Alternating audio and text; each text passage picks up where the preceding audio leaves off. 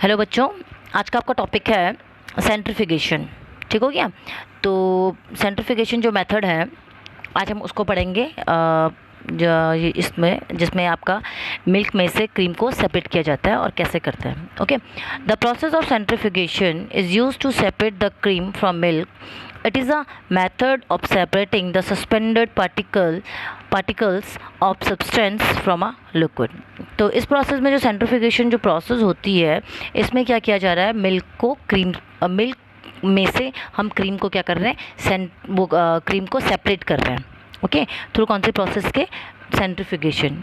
ठीक हो गया। तो इसमें जो आपके जो लिक्विड होता है, लिक्विड में से सस्पेंडेड पार्टिकल्स जो होते हैं उसको सेपरेट किया। जैसे मिल्क है, ठीक है, मिल्क में हमको नहीं पता उसमें क्या है, आपकी जो क्रीम होती है उसमें, तो ये क्या है, आप सेंट्रीफ्यूगेशन के थ्रू ही उस क्रीम को क्या किया जा सकता है, अलग किया जा सकता है।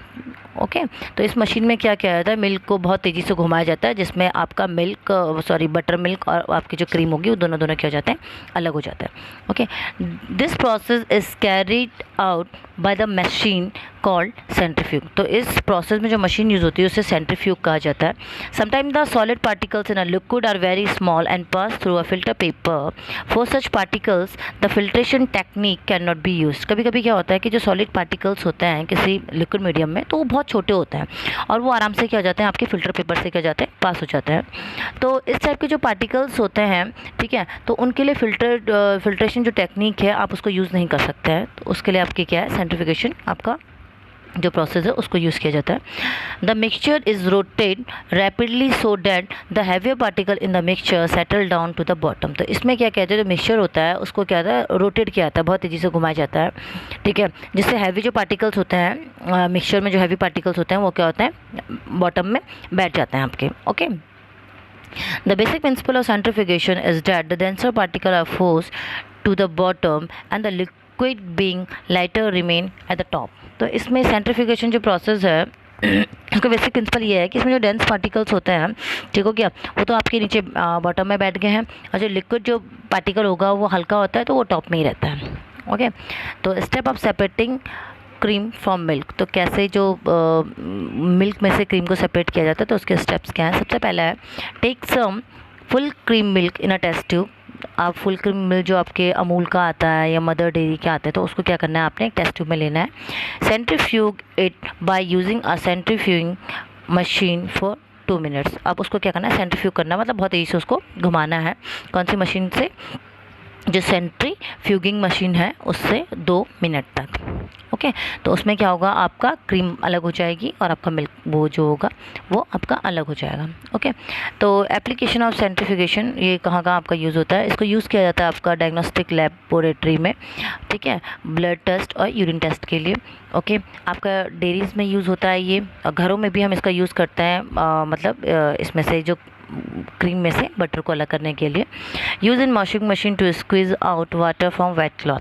वॉशिंग मशीन में भी आप देख लेते हो सेंट्रीफ्यूग जो टेक्निक होती है, जो आप कपड़ों, जो गीले कपड़े होते हैं उनको जो आप ड्रायर में डालते हो, उसमें भी वो सेंट्रीफ्यूगेशन ही मशीन है, जिसमें वो क्या होता है, उसका पानी पूरा बाहर निकल जाता है और कपड़े हमें ड्राई मिलते हैं। ओके, अब है आपका दूसरा मेथड है आपका सेपरेटिंग 2 इमिजिबल लिक्विड। अब 2 इमिजिबल लिक्विड मतलब 2 ऐसे लिक्विड जो आपस में घुल नहीं सकते हैं, ऐसे लिक्विड्स को क्या बुलाता है, इमिजिबल। ठीक हो गया, ऐसे लिक्विड होते हैं वो इमिजिबल लिक्विड होते हैं। तो इस टाइप के लिक्विड्स को कैसे अलग किया जा सकता है, ठीक। तो the separation of separating 2 immiscible liquid is carried out by the use of funnel. तो इस टाइप का जो ये लिक्विड होते हैं उनको सेपरेट करने के लिए हम क्या कहते हैं, एक फनल का यूज़ किया जाता है, जिसे सेपरेटिंग फनल बोला जाता है।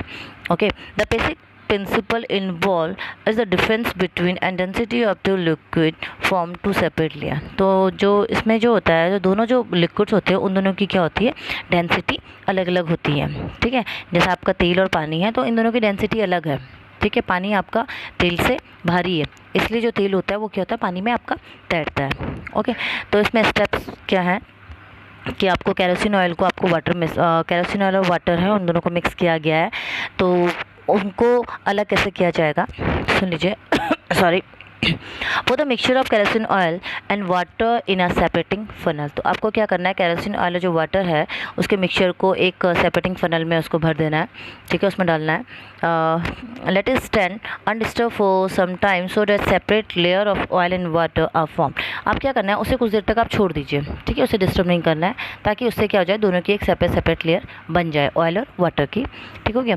Open the stopcock of separating funnel and pour out the lower layer of water carefully. अब क्या करना है, आपको जो स्टॉप कॉक है उसकी सेपरेटिंग फनल में क्या आपकी स्टॉप कॉक होती है, तो उसको आपको ओपन करना है, ठीक है, और धीरे धीरे उसमें से जो लोअर लेयर क्या है वाटर की होगी, क्योंकि वो वाटर जो होता है उसकी डेंसिटी ज़्यादा होती है, तो उसकी लेयर नीचे होती है, तो वो क्या होगा, वाटर उससे निकल जाएगा, ठीक है।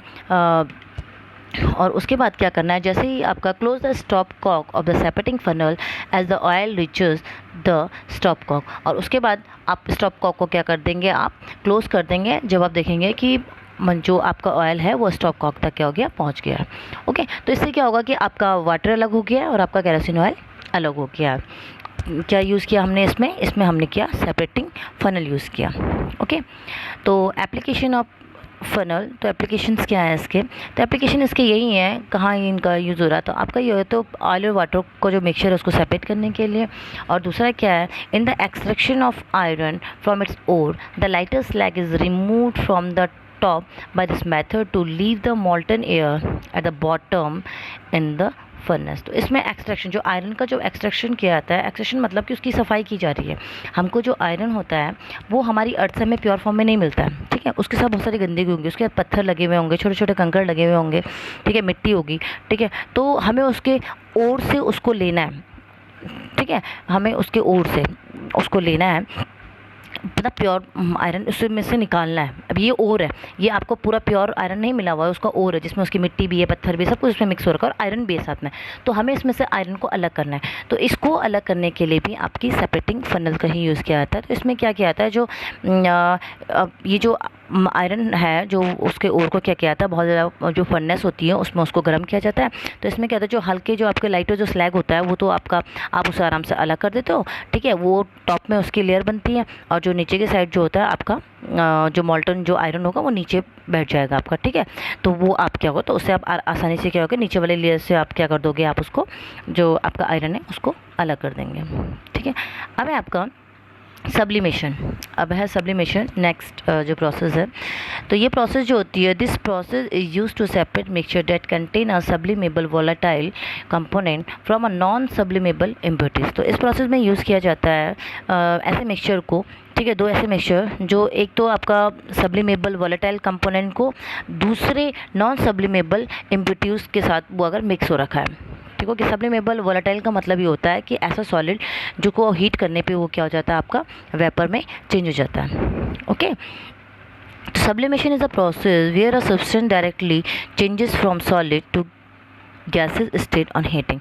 सब्लिमेशन ऐसी प्रोसेस होती है जिसमें कोई किसी सब्सटेंस को क्या किया जाता है, उसे वो डायरेक्टली चेंज हो जाता है अपने सॉलिड फॉर्म से गैसेस स्टेट में जब उसको हीट किया जाता है, ठीक है। Ammonium chloride, camphor, naphthalene and anthracene are some example which can sublime, ठीक है। अमोनियम क्लोराइड हो गया, कैम्फर कपूर जो आपका वो यूज़ हो रहा है, आपका नैफ्थलीन जो दूसरा कपूर आपका है जो कपड़ों में आप डालते हैं, नैफ्थलीन बॉल होती है, एंथ्रासीन, ठीक है। तो ये सारे एग्जाम्पल क्या है आपके सबलाइम। सबलाइम आपने घर में भी हम आप एग्जाम्पल देख सकते हैं, जो आपकी जो नैफ्थलीन बॉल होती है घरों में मम्मी लोग क्या करते हैं कि कपड़ों में इन्हें डाल देते हैं ताकि इनमें जो आपके ये हैं इंसेक्ट हैं ये ना लगे इसमें, ठीक हो गया। तो इसके लिए इसको यूज़ किया था। तो कुछ टाइम बाद हम देखते हैं कि सॉलिड बॉल क्या होती है आपकी वोलेटाइल हो जाती है, पूरी गायब हो जाती है वो। ओके, तो ये सब्लिमेशन का ही आपका एग्जांपल है आपका। तो ये आप इसमें ये डायग्राम बना देना, इसमें दिख रहा है, ये देख लीजिए, इसमें डायग्राम में दिखाया गया है कि एक जो चाइना डिश है उसमें इन्होंने दो मिक्सचर रखा हुआ है अमोनियम क्लोराइड का और सॉल्ट का, ठीक है। तो इसमें आपको पता है कि अमोनियम क्लोराइड क्या है, ये सबलाइम होने वाला सब्सटेंस है। तो इनमें क्या है, इसको हीट किया जाता है तो इसमें अमोनियम क्लोराइड क्या होता है, वो उड़ जाता है, ठीक है, वोलेटाइल हो जाता है, वो उड़ जाएगा। और वो देखिए इसमें फनल में क्या हो रहा है, वो साइड पे आपका इकट्ठा हो गया, वो स्टोर हो गया, उसको फिर बाद में हम अलग कर लेते हैं। तो जिसमें सॉल्ट अलग हो गया और आपका अमोनियम क्लोराइड अलग हो गया। अब है आपका डिस्टिलेशन। डिस्टिलेशन आपकी वो प्रोसेस होती है जिसमें दो ऐसे मिजिबल लिक्विड्स को अलग किया जाता है मिजिबल लिक्विड में जो आपस में बिल्कुल मिले हुए हों और आपको पता ना लगे, ठीक हो गया, बिल्कुल घुले हुए जो होते हैं उनको अलग किया जाता है। ओके, पर हाँ, उनको अलग किया जाता है उनको डिकम्पोज किए बिना, ठीक है। और उनके क्या होता है कि उनके जो बॉइलिंग पॉइंट होता है उनमें क्या होता है, थोड़ा थोड़ा डिफरेंस होता है, ठीक है। तो जिसका बॉइलिंग पॉइंट कम होगा तो वो पहले उबलेगा और जिसका बॉइलिंग पॉइंट ज़्यादा होगा तो वो थोड़ा टाइम लगाएगा। तो इस बेस पे हम क्या करते हैं, दो जो मिजिबल लिक्विड है उनको अलग कर देते हैं। अब मैं इसको पढ़ लेती हूँ। Use for separation of component of a mixture containing two miscible liquids that boil without decomposition and have sufficient difference in their boiling points, ठीक है। तो इसमें क्या किया जाता है कि इसमें जो ये सेपरेशन है, इसमें ऐसे कंपोनेंट्स जो ऐसे मिक्सचर जो होते हैं, दो ऐसे मिजिबल लिक्विड्स को अलग किया जाता है, ठीक है, जिनके जो बॉइलिंग पॉइंट्स में क्या होता है, सफिशिएंट डिफरेंस होता है। जैसे एसीटोन और वाटर है, तो इसमें एसीटोन है वो पहले आपका बॉयल होगा क्योंकि उसका जो बॉइलिंग पॉइंट है वो वाटर से कम है।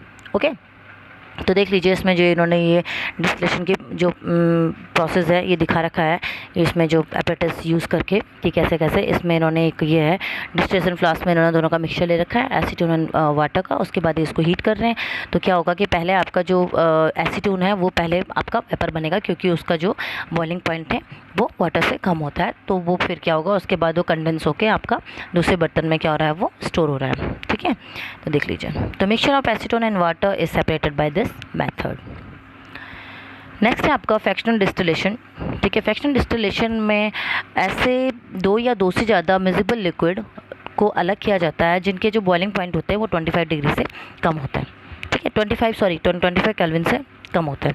Okay, fractional distillation is used to separate a mixture of two or more miscible liquid for which the difference in boiling point is less than 25 kelvin. Air is a homogeneous mixture and can be separated into its components by fractional distillation.